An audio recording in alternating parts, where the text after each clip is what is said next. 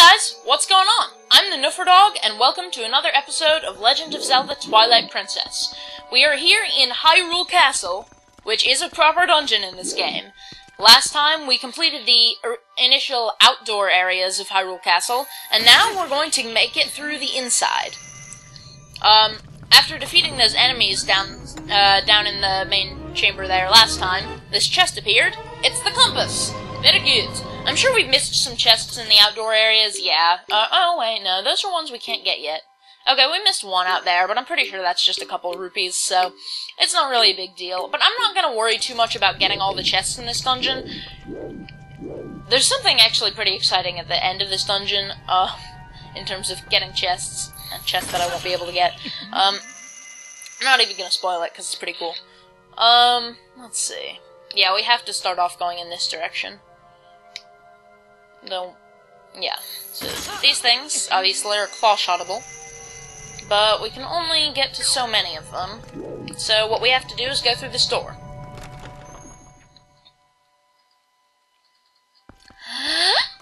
It's time for more combat! It's a Darknut! Another mini-boss, I guess you could say. A Darknut is hard enough to be a mini-boss. It was one in the Temple of Time. Even though we already had a mini-boss with fighting King Boglin again. But I don't know. I think the Darknuts are pretty much the hardest enemy in the game. They're not necessarily as hard as some bosses, but multiple Darknuts can be harder than a boss battle, as we saw in the Cave of Ordeals. If you watched that episode. Maybe you didn't. Good chance that you didn't. But, you know. Grr! Why can't I... Okay, whatever. Here we are. Actually, I'm surprised at how well I'm doing with this guy. I haven't lost any health yet, gotten knocked back a lot, but not gotten hurt. I find it's easier for him to do small amounts of damage for me in the faster phase, though. Ooh! Great spin attacks can knock him off balance, and allow you to hit him, while regular spin attacks do not. Oh my god! He dropped an orange rupee! And all of it except 12 rupees went to waste. And I think that chest up there might just be rupees as well. Destroying these, suits of armor might be able to get you some stuff. There's a rat in that one. But I have no need for rupees right now, obviously. So I'm not gonna bother destroying all of them. That's kind of time-consuming. Believe it or not, there's another area where we use the lantern. Amazing. And, once again, they give us free lantern oil, so... So, these torches control these platforms here.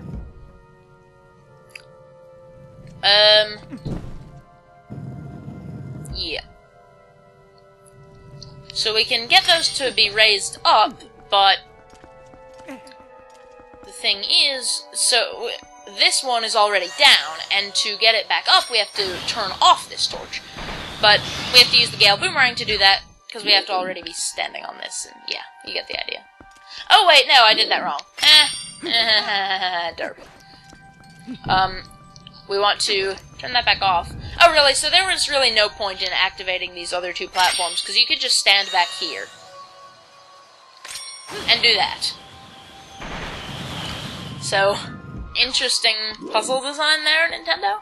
I think this might just be rupees. I think this is a huge rupee in here. Oh, okay, it's a purple rupee. I thought it was an orange, or even silver, maybe. But it's not. So I think that's probably the last of the lantern use in this dungeon. Now here, we have two alternate paths here. Either one of them will get you to where you need to be, but one of them has harder battles than the other and bigger rupee rewards, and I'm gonna take that one just for the sake of having some interesting combat. I mean, I might show both of them off, why not? Wobbuffet. Here's some Dine-Alphas, or whatever they are. I don't know. Can't get the names straight. You know what? Actually. I didn't even mean to... I don't know. I'm gonna use Bomblings. It might not have enough range to reach him. Ah! It got him! He's dead! Aww. Went right on past him. Why did it not explode? Oh well, he only takes 2 hits to... 4 hits, 1 combo to kill, so not a big deal. So this one, the store is locked. this is another instance of having to turn into a wolf to see some ghosts that are pointing at something, and that tells us what the important painting here is. Yes, the important painting. What we have to do is cut it down from the wall, and there's a switch behind it which opens the door. I think you can also maybe get some rupees by cutting down the other paintings. And there's a switch in there. Actually, these might be like trap switches that release enemies. Yep, yellow choo-choos. One of the more useless types of choo-choo. What happens if I cut this one down? A switch that probably summons more enemies. More yellow choo-choos, brilliant. Oh, I actually got hurt. No great spin attack for me. Oh well, I can do that.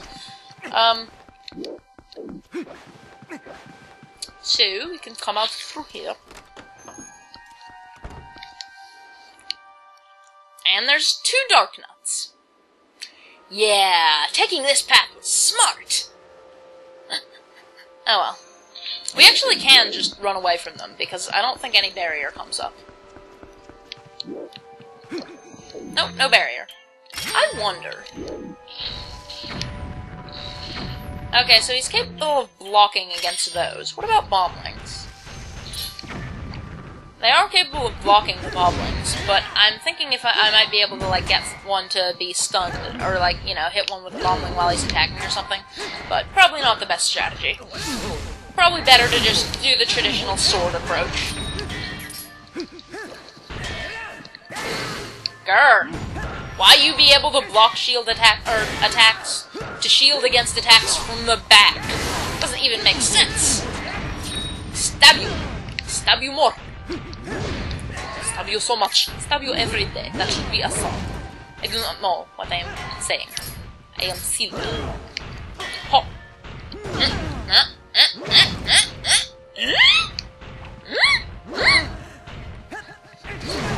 Oh, I did manage to hit him eventually.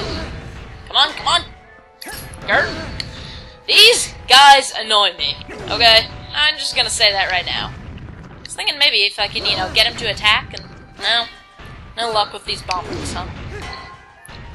I wouldn't buy bomblings normally, but while we have them, it's nice to try using them. They are decent weapons. Against everything except Dark Nuts, of course. It's like nothing works against Dark Nuts that's handy against other enemies. So I got him to be fast. And can I attack? No. You're just gonna shield attack me right back, aren't you? You big, I don't know what you are. And I can't use the Great Spin, so I can't knock them off balance as easily. I think bombs knock them off balance. No. You'd think a freaking explosion would knock them off balance as well as any sword attack. Where does that bombling think he's even going? Why are these bomblings so stupid? I'm gonna just equip regular bombs. Come on, come on. Aww. You're a jerk. You're a jerk. You're a jerk. I hate that song. It's just annoying and repetitive, but whatever. I generally dislike most modern music anyway, so. Hipster glasses. I really don't follow music, actually. I'm not really even one to talk about it. Although I did used to play violin and guitar. Well, there we go. We killed one of the Dark Nuts. Ooh, did he drop a rupee? He dropped an orange rupee. These guys drop lots of money if you can kill them. Oh, I thought I was gonna kill this guy, but nope. So backslice generally I find is the best way to reliably get a chance to attack him. Ooh, 3 hearts. That's nice. Finally realized, my wallet is maxed out. I would get more use out of health restoring items since my health is low. Oh well. Out here there's a chest, which I'm pretty sure is just rupees.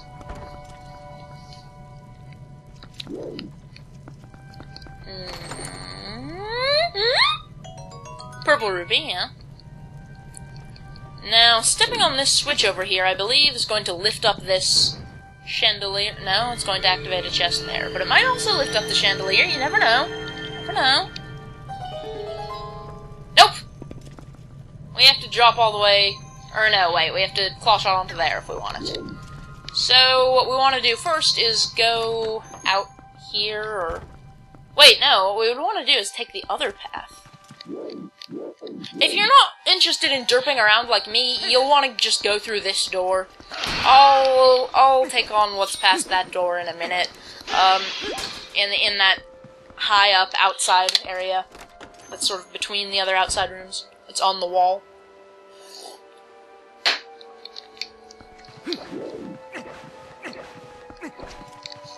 But I like derping around, so I'm going to show off the other path.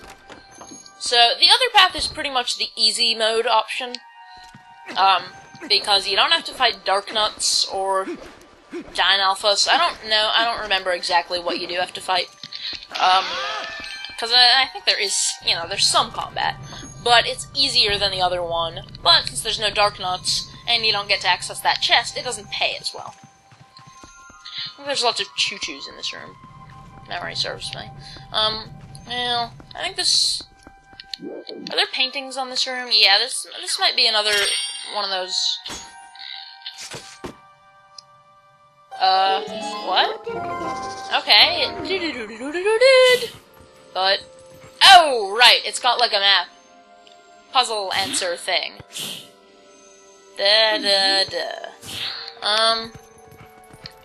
What does that mean? Oh, there's torches. Okay. That's what it is. We need our lantern again. So that bit in the last room was not the only place we need our lantern. So I'm assuming that this is like this. Oh, right, but spreading the light causes these bats to get angry. There we go. Okay, they retreat again when we complete the puzzle. Well, that makes absolutely no freaking sense, Zelda developers! But okay, I'll bite. Okay, so there are some heavily armored Dynalphas, which are harder than the Dynalphas we fought in the other path, but they're easier than Dark Nuts, and I think they're vulnerable to bomb arrows and bomblings more than Dark Nuts. Oh yeah, we can just snipe them off, so they definitely are easier. And actually, I should really stop using bombs in combat, because I've wasted too many against the Dark Nuts. We're almost out. I noticed the other day I sounded sort of Canadian when I said out and went. I don't know, I sounded like I had some sort of accent. And I just sort of noticed that a minute ago, but I'm not Canadian, I'm American, so I don't know. America! Yeah! Okay. Enough stupidly patriotic accents. I'm going to step on that. I don't mean that patriotism is stupid, by the way, I'm just saying that accent was derpy. What does that... Oh, that's just a shortcut back up to this area from the lower area, so if we want to go down and, like, get whatever's in that chest. But I'm pretty sure it's just a big rupee in that chest, and whatever it is not mandatory. So I'm gonna ignore it, because I don't need rupees. I think there might be a silver rupee somewhere in here, and I think it might be the only... There's only, like, 1 or 2 silver rupees in the game, and they're all in this dungeon, I think. Silver rupees are worth 200 rupees each. In Wind Waker, you could hold even larger amounts of rupees than you could here, and so large amounts of rupees were kind of more... And there was all the whole treasure stuff, so large amounts of rupees, you tended to see them a bit more often, and so that's kind of why they're in the game. Because in games like Ocarina of Time and Majora's Mask, where you can't hold as many rupees, a silver rupee just wouldn't have seen any use. But there are a couple in this game, and I feel like they're kind of almost vestigial, you could say. They're a holdover from Wind Waker, where you had tons and tons of rupees. Is this guy gonna die? Yes, he is. Very good. Very good. What is in here? I believe it is something important, but I do not know. Maybe it is just rupees, or bombs, or arrows. It is a small key that is very important. I do not even know what this accent is anymore. But then again, that's what I always frickin' say. I guess, is that getting stale? It probably is. But I don't have enough viewers, or at least commenters, to tell me whether it's getting stale. So, who knows?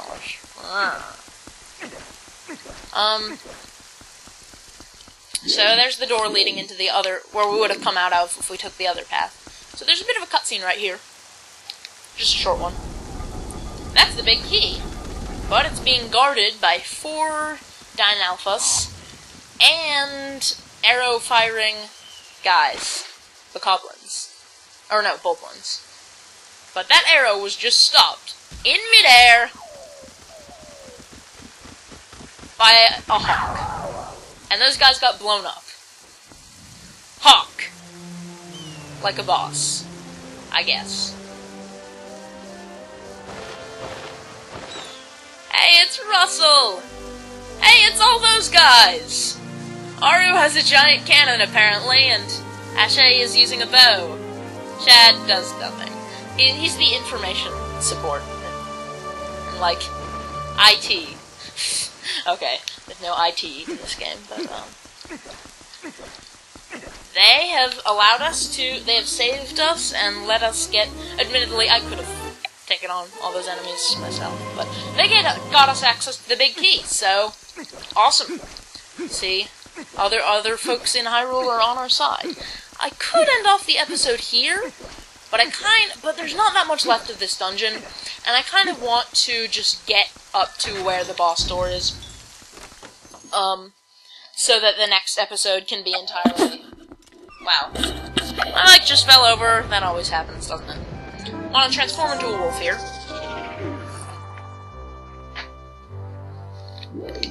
I want to get up to the boss door. Whoa, ghost rats! So that the next episode can be all final boss, all that stuff. So we want to watch where these ghosts are pointing, and basically, we just follow until we hit another ghost, and then follow wherever he points. And if we stray from this path, these blocks will fall, sort of like the ones in the city in the sky, those blue blocks. So, until we get onto this final platform, you know, in this whole maze-like area in there, we have to follow their directions. We've got the classic Ganon's Tower music playing. Got some jumpy puzzles. No, we don't have a great we can claw shot, we just do this. I'm thinking of later. And combat barrier thing. Okay, I'll just come in and great spin these guys. Insta-double-kill. That seems like a word. Insta-double-kill. Episode title sorted out, anyone? Maybe, who knows. So here's where we claw shot the grates in front of these torches or whatever they are. This music is getting louder and more ominous. Another combat barrier for some more heavily armored lizard guys. There are Argonians, wearing bone mold helmets. No. And here we actually use the spinner. Who'd have thunk it? That worked out well. And here, you guessed it, one last dark nut before the boss door.